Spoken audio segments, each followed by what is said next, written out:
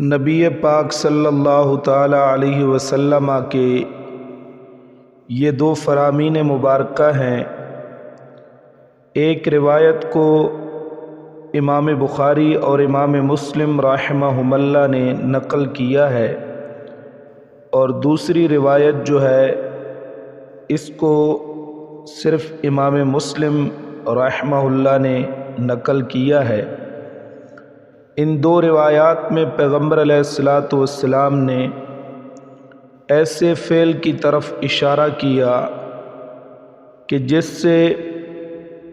مال تو تاجر کا بہت زیادہ بکتا ہے اور وہ مال کے زیادہ بکنے کا سبب ہوتا ہے، لیکن اس سے تجارت میں برکت جو ہے وہ ختم ہو جاتی ہے، اور اللہ تبارک و تعالی اس ذریعے سے بیچے ہوئے مال سے برکت کو اٹھا لیتے ہیں۔ پہلی روایت کے راوی ہیں سیدنا ابو ہریرہ رضی اللہ تعالی عنہ۔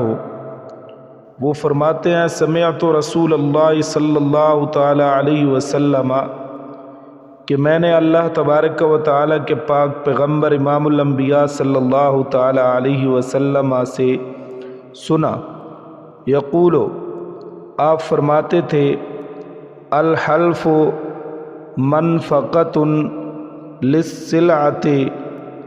ممحقۃ للکسب، کہ قسم